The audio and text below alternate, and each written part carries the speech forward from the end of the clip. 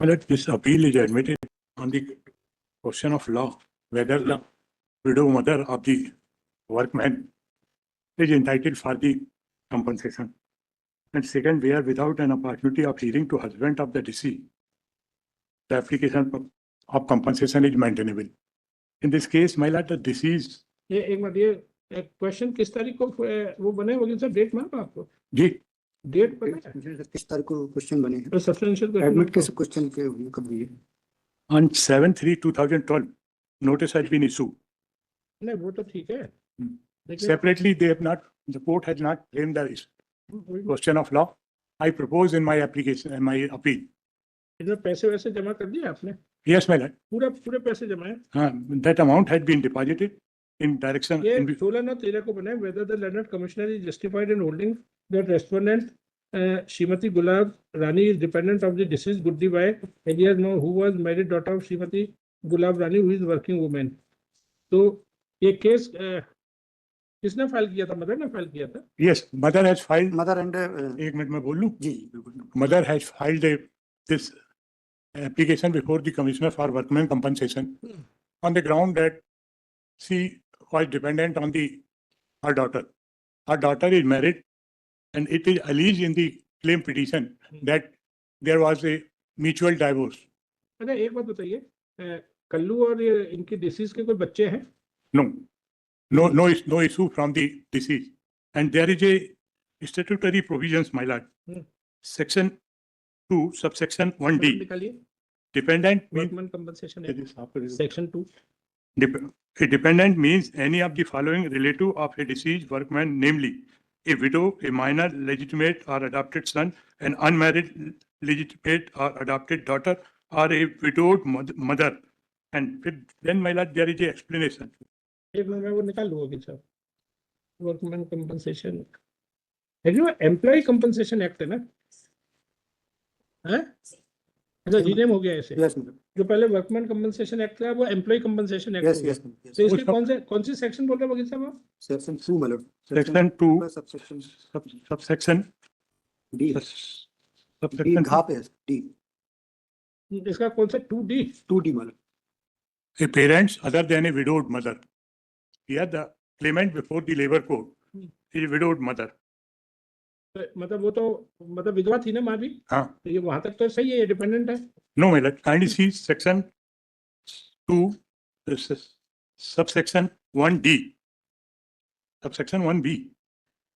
D है ना? D में तो डेफिनेशन दी है डिपेंडेंट्स की. अरे महिला कर्मचारी थी है ना, लेकिन वो वर्डिंग ऐसा है as if it is he is a male widow minor legitimate son unmarried. Roman 3 में आइएगा. Mother a wholly dependent on the a son और daughter who is attend a widower a parent other than a widowed mother. ये वाला बोल रहे हैं. Yes, my lord. के लिए मतलब. एक मिनट में कर लूं वकील साहब, बहुत जल्दी हो तो आप कर लीजिए पहले. आप देखो डेफिनेशन देखो भाई वकील साहब. Sir definition. And second substantial question of law raised whether a husband of the deceased was a necessary party. There was no legal divorce between the deceased and her husband. It is an admitted fact. They have not produced any document that there was a decree of the divorce between the husband and deceased. बच्चों उसके evidence में आया हुआ है कि उसकी छोड़ छुट्टी हो चुकी थी और अपनी मां के साथ एविडेंस वन टेक उसमें लीगल आपको उसमें तो फिर सिविल सूट फाइल करके एक डिक्री लेनी पड़ेगी जिसमें आप ये डिक्लेयर कराएंगे कि उनमें वो विवाह विच्छेद हो चुका था ऐसा वैसा. Civil court decree. इसमें वो सिविल कोर्ट की जो डिक्री मिलती है कि भाई उनका छोड़ छुट्टी तलाक घोषित किया जाए कि उनमें वो कहाँ है. अब ये तो एक सीधा कंपनसेशन का है. इसमें वो क्वेश्चंस डील नहीं होंगे जो सिविल सूट में डिसाइड होते हैं. आप ये डिक्लेरेशन ले सकते हो लेकिन वो अलग से ही वो होगा. सिविल सूट का कैसे होगा? लॉर्डशिप जो आश्रितता की श्रेणी है 2D में उसके according lordship window mother is entitled for compensation. यार वो आदमी का यार थोड़ा नीचे तो देखो भाई. एम्प्लॉय 2 हो सकते हैं. रीड केयरफुली कि ये किसके संदर्भ में. जैसे जो 2D दिया है वो एक विडो. अब विडो क्यों दिया? महिला के अगर यहाँ महिला की बात होती है महिला की कौन विडो हुई है ना. तो ये जो दिया है विडोड मदर वो आदमी अगर डेथ हो गई है उसकी विधवा माँ के लिए है. नीचे जो 3 है विडोर, विडोर मतलब क्या कहते हैं हिंदी में? विधुर बोलते हैं, लड़का। विधुर विदुर विधुर बोलते हैं, विदुर विदुर, हाँ। जिसकी पत्नी एक्सपायर हो चुकी है उसके लिए। हाँ, तो ये वाला आपके लिए 3 अप्लाई करता है, आपके लिए पहला नहीं अप्लाई करता। ये है आपके लिए 3, widower, a parent other than A window. यानी ऊपर वाला विडोड मदर है, यानी कि वो पुरुष आदमी पे जिम्मेदारी है अपने माँ का, लेकिन लड़की पे जिम्मेदारी नहीं है अपनी, क्योंकि वो इसमें यह कल्पना की गई है कि पिता जिंदा होगा। देखिए जो भी एक्ट बनाते हैं वो एक हम आप जैसे लोग बनाते हैं, उनको जो बुद्धि में आ जाता है बना देते हैं। ये कल्पना ही नहीं किया कि एक ऐसा केस भी हो सकता है कि एक महिला कर्मचारी कि पिता की मृत्यु हो जाए और माँ जिंदा हो, तो इसीलिए ए parent other than a widowed mother जबरदस्ती डाल दिया। ये क्या है, ये लॉज है ना, ये एक दूसरे चश्मे से बनाए गए उस समय की परिस्थिति, 1923 की परिस्थिति में, ब्रिटिश तब जो सामाजिक कंसेप्ट था। तो अब आप क्या कानून से बाहर कहाँ जाओगे, और तो कुछ है नहीं इसमें। और दूसरा ये तो कानून में ही तो इसको स्पष्ट किया है, क्लेमेंट उसको भी स्पष्ट क्लेमेंट किया हुआ है वाज लॉर्डशिप। उसका स्पष्टीकरण लॉर्डशिप आगे देखें, हाँ, इसमें हर चीज को क्लियर किया हुआ है मतलब। For the purpose एक ही of पॉइंट पर नहीं है, इसमें 4 पॉइंट दिए, 6 पॉइंट दिए लॉर्डशिप उसमें। and item F and G and T reference to a son, daughter, child, include a adopted son, तो है तो ये 3 का मतलब बच्चों के बारे में, माँ बच्चों के बारे में लॉर्डशिप इसके आगे लिखा है लॉर्डशिप इसमें जो का है, का में दिया हुआ है विधुर के बारे में, खा में दिया है माता पिता जिसके अंतर्गत विधवा माता नहीं आती है। यदि पुत्र खत्म हो गया है तो उसकी विधवा माता नहीं आती, ये वो कहता है लॉर्डशिप। इसमें जो गा कहता है अपराध, ये वकील साहब अदालत में कौन सी पुत्र- किताब, ये लाल पेंसिल से आप अंडरलाइन लॉर्डशिप ये बड़ी हिंदी में है, हम हिंदी में नहीं अंग्रेजी में हमने सर हिंदी भाषी लोग हैं, हिंदी भाषी में इसमें बड़ा क्लियर लिखा है सर, बैठिए जी, एक एक चीज क्लियर है सर इसमें, ऐसा है कि एक एक चीज क्लियर है सर, आप इसमें देख लीजिए बिल्कुल। हम तो मेरी समझ पा रहे हैं, मेरी भी मदर टंग हिंदी है।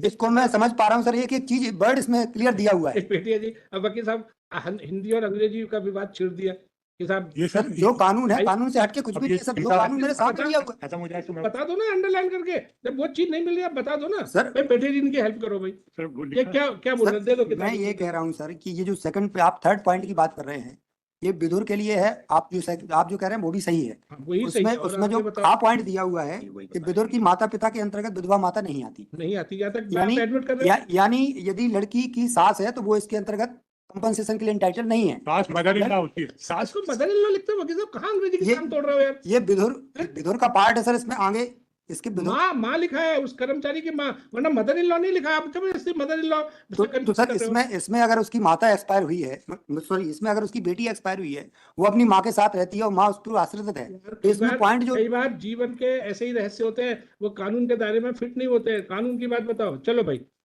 और सर एक और है लो, मैडम। कि Clement was lordship earning member. आप हम्म? जो मदर थी वो खुद मजदूरी करती है, अर्निंग करती है, एविडेंस में आया। For the appellant, Nana Consent Shri N. Petia, for respondent, आपका शुभ नाम होगा sir? LC Chaurasia forest Nana body. Consent Shri LC Chaurasia. This appeal was admitted on 16 of 13 with the consent of the parties. Matter is finally heard. In this case, a lady employee has expired. Her mother has filed claim, which was allowed by the labour code commissioner for workman compensation by the Labor Commissioner for Workmen Compensation Act by award dated 10/3/2011. Husband has come in appeal. It is submitted that in the Employee Compensation Act 1923, in definition clause para 2, which covers this case, when the lady employee expires, her husband or a parent other than a widowed mother is covered, but not the mother. On the other hand, learned counsel for the respondent submit that prohibition in the case of a lady employee is regarding widowed mother-in-law, but not widowed mother. Concerned court has considered all facts. New grounds are being raised before this court. He further submit that husband, there was a divorce between the party as per their customs and practice. Next, but in considered view of this court, in a application for compensation under Workmen Compensation Act, only claimant dependent as per Employee Compensation Act 1923 has to be seen. Complicated question of divorce can be settled by a civil court by a decree only. Therefore, case finally heard with the consent of the party reserved for order. आप देख लो कोई अगर आपको ये मुझे लग रहा है कि कोई ऐसा केस हो सकता है कि ऑनरेबल सुप्रीम कोर्ट या किसी के ह्यूमैनिटेरियन ग्राउंड पे कंसिडर किया हो। तो अगर ऐसा है, अगर आप कुछ देते हैं तो at least it can be apportion उसके जजमेंट में, क्योंकि हाईकोर्ट और ऑनरेबल सुप्रीम कोर्ट जो है उसको लॉ को एक्सपेंड करते हैं। आपकी बात समझ में आ रहा है, जनरली मुझे भी लग रहा है कि माँ को मिलना चाहिए, लेकिन अब कानून से पेठिया जी तो कानून का सहारा लेके खड़े, कानून की डंडी लेके, क्या पेठिया जी?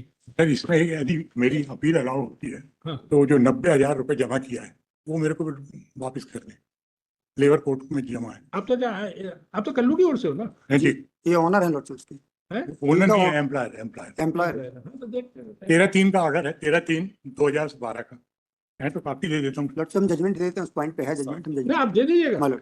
मतलब और दूसरा ग्राउंड ये है कि वो जो खुद अर्निंग मेंबर है, मदर, विडोड मदर, हम्म। एविडेंस में देखेंगे नहीं, तो तो आपने जो आप किसकी ओर से हो? जगदीश की ओर से? मैं कल्लू के लिए हूँ। तो कल्लू का हस्बैंड है ना? नहीं नहीं, नहीं, कल्लू एम्प्लॉयर है। ओ, कल्लू एम्प्लॉयर है। और ये जगदीश हस्बैंड था? ये नो मालूम, ये भी उसका हस्बैंड है, उसका हस्बैंड है। नहीं, ये हस्बैंड है, उसकी जो दूसरी लड़की है उसका हस्बैंड है मालूम। जो गुलाब रानी की दूसरी बेटी है उसका हस्बैंड है मालूम। अच्छा, हाँ, वो तो ठीक है, वो तो डेथ हो गई थी ना उनकी। मालूम। गुलाब रानी के हस्बैंड की तो डेथ हो गई थी। ठीक है ना? इधर